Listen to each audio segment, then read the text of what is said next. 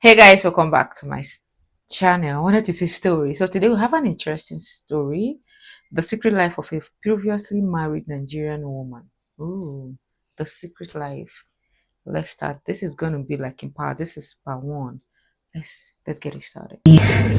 So today I'm basically going to be telling you guys a whole timeline of my relationship and everything leading up to us not being together. Ronke, nice to meet you. If you're new to my channel, hi.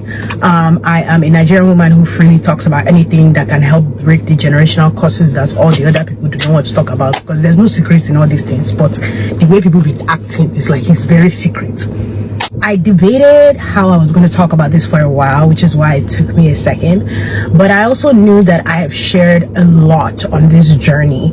And a lot of times I've noticed, especially with breakups or things happening, people don't really share what happened. And nobody has context. Not that it's anybody's business, but And that's so true. You see people like, oh, we couldn't reconcile irreconcilable differences. That's what, especially those people that their lifestyle is basically in the eyes of the public, and people were tuning into their channel or their account just because of their marriage. Put on a quote. You guys get so I get what you said. you choose to be online. Have to talk about something when I'm really over it and when I'm at a place where I'm healed enough that I can talk about it without it bringing up emotions in me. Let's just say it that way. And also, I also feel like the reason why I titled it specifically this specific title was because I don't see enough Nigerian women talking about when they go through things in marriages or even working up to even being in a marriage.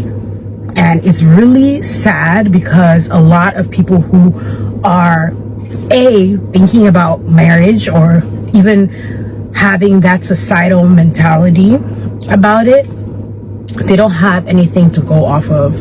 Nobody really And she's so true. And I'm saying this as a Nigerian woman living in Nigeria. And the reason being is the reason I believe people don't get to share is because, oh, if you come and share, you'll be shamed. Why are you, sharing your airing your dirty line in public? When did we start doing this? This is your family issue. Don't bring your family issue to the public. That is the reason why a lot of people are quiet. There is no much for people to go on with, like examples on the public. But I'm happy that people are beginning to share, unlike before. Girls of these days, they don't send your papa and I like teaches this. you about marriage. Not everybody's parents really even understood the whole concept. So I Yes. feel as though if we as a community don't share our experiences, nobody is going to learn and everybody's going to keep repeating the same mistakes and forcing other people to repeat the same mistakes instead of learning.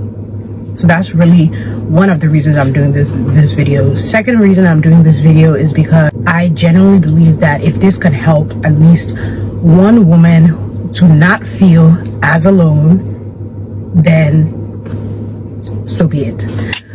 So today to go through a whole timeline of all the series of events that happened, meeting my old partner and everything up until the divorce. 19. Now, I always like giving context. At 19 years old, I had just moved to the United States. I came to the United States when I was 18, and that was in 2010. If I miss any of the dates, just know that it's been such a long time that sometimes, I also forget. When I first came to the United States, I always used to come visit frequently and things like that. I schooled mainly in Nigeria. So I went to high school in Nigeria and everything. At that time, I had a really cool friend group. We were all schoolmates and stuff like that. But I noticed that there were a lot of girls in my class that already had boyfriends, or they would be like more, like in society. I actually was very sheltered as a child, like in Nigeria. Like I didn't really go out. I had never been to a club. I'm not even joking. I'd never been to a club. And by the time I was like 18, I'd never been to a club. But the truth of the matter is, a lot of us in Nigeria are like this. Like a lot. When I mean a lot of population, even to date that we are talking. Club is not something we really go to. It's just few people that go to club.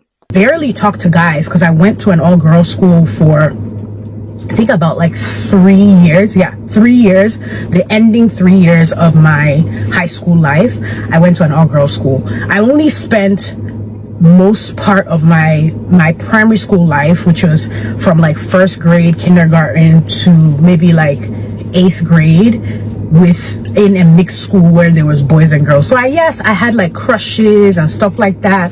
I already had like some preconceived notions about how boys were, but I didn't know too much because again, I was very, very sheltered. I didn't really even know too much about dating or anything like that. Anything I learned about dating was what I learned from people around me. So everybody around me, we are all the same age. So I'm Story of our life. It's how it's beginning to look like all of us, not all of like majority of people in Nigeria, we have the same kind of lifestyle. If somebody is sharing their experience, it's as if it will not be sound as the person is re-echoing your lifestyle. That's what's mostly obtainable in our country. And I don't know why. We learn from the streets. learning from my peers. Now, at the time before I left Nigeria, while I was 18, I had felt as though it was my rite of passage to kind of have a boyfriend. And I didn't know why I felt this way, but I just felt like, dang, like everybody's getting a boyfriend, I need a boyfriend. Now at that time, there was a social media platform called Bebo. If you know, you know. Hey, Jesus. And I went on Bebo and I was like talking to this guy because, and again, social media, it was just social media. I really loved High Five. I really loved Bebo. So I went on Bebo and I started talking to this guy.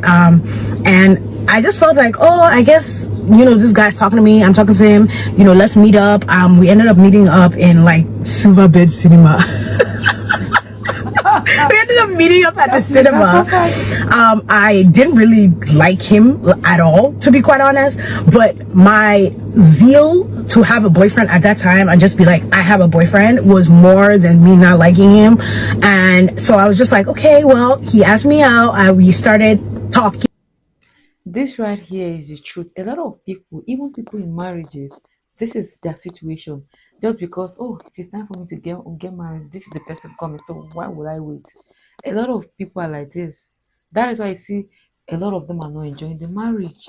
If they start telling, no, no, no. Dating or whatever it was at that time, and we would do like midnight calls. Now if you're not Nigerian, midnight calls is basically when you have to so basically you had like a specific amount of money that was on your SIM card, and when that money is finished, you can't talk to anybody else. So midnight calls was a time period where you can literally talk until a certain time period for free. So I think it started from 11:30 or 12 a.m. to 4 a.m. Either 4 a.m. or 5 a.m. But I did it a lot. a lot of people used to do midnight calls because at that time what was I getting money from? I was only getting money to do essential things or like stuff like that. So I wasn't really, I was a kid. I was like 17, 18. There was no money coming in. So I used to wait till midnight calls. We would talk all night. It was very cutesy, stuff like that. But when it came down to nitty gritty, I didn't really want to do anything with him. I didn't want to kiss him. I didn't want to do anything because again, I was a virgin. I had never done any of these things. I was very, very sheltered. I didn't really have much freedom. And keep in mind, I was in Nigeria, so I'm still at home in a weird way. So that goes on. We kind of start talking. I don't do anything with him. I don't really feel like doing anything with him. I feel like he fulfilled his purpose, which was I wanted a boyfriend because everybody else had a boyfriend. So then I moved to America. Now, community college. And in community college, I didn't really talk to anybody. I was actually very, very, very shy. When I first came to this country, it was so much shock that I actually didn't know how, and I did not know myself at 19 at all. I don't even think I knew much about myself, except for the fact that I was a creative person. I like to draw. I like to do this. But during that time, I guess I got to know myself a little bit more. I used to listen to music, but I was very shy. I didn't really used to talk to a lot of people. Even in my class, I would just literally sit in class and not say anything to anybody. So it was a very lonely time because it was only me and my mom. Like I'll go home and, after school, that kind of thing. Now, going into actual college, I ended up going to two just separate universities. The first university I went to was a Christian college, so it was very also sheltering because they had a lot of rules. Like you couldn't kiss people. If you held hands with a boy, it would be like $100 fine. Like you literally get fined from doing anything with guys. So I was never actually in this state of like, oh, let me, try my best. Nah, it was none of that. So after that short period of time, I ended up getting back with that guy that I told you I didn't like, that I was my first boyfriend, just because I felt like, well, might as well, I'm not doing anything, might as well. We ended up talking again. Then I ended up realizing, like, what am I actually doing? Just like, of course I liked people along the way, but it was always that thing where it's like I didn't know if they liked me back. It was always just such a weird thing with boys. And I wasn't, at that time, I was just a girl who, I knew I was pretty, but I will not say that I felt as though I added anything to anybody's life. You know what I mean? Like, I always knew, oh yeah, she's beautiful, but I did not understand my substance as a person, because there's a lot of talk about being beautiful and knowing you're beautiful, but like, I had low self-esteem. Let's just say it as it is. I had low self-esteem.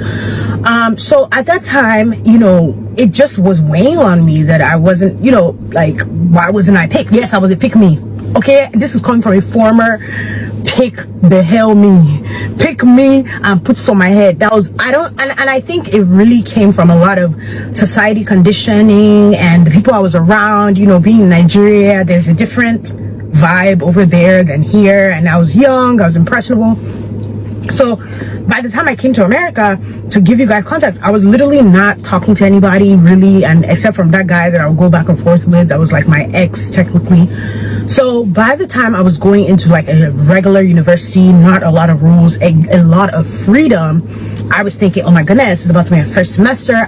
God knows what would have done my life, how my life would have turned out if I don't know.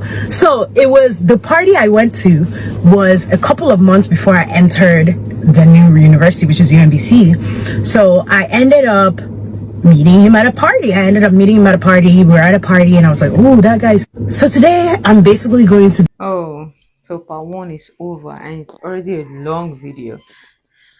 But I'm excited to listen to her story. So, guys, we'll be continuing this in part two. But I'm happy that she's sharing this story because as she's sharing, it's just as if she's talking about my life here in Nigeria. My teenage years. Her one is even better. She even traveled. She went out. A lot of us in Nigeria, we were sheltered. Like, we didn't even learn anything. We didn't know anything. And the funny thing is, when you grow up, your parents expect you to know everything. How am I going to learn it when nobody taught me? Like I had to learn everything on my own. I learned how to pad myself. I learned how. Ooh, I'm not. We are not ready for that talk. I'm not ready for that talk yet. Well, I'll see guys in part two. I'm looking forward to the story.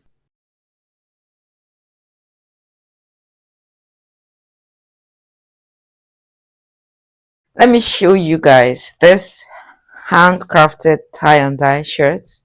It's so lovely. It's one of my favorite things. Let me show you another. So this comes in blue and white.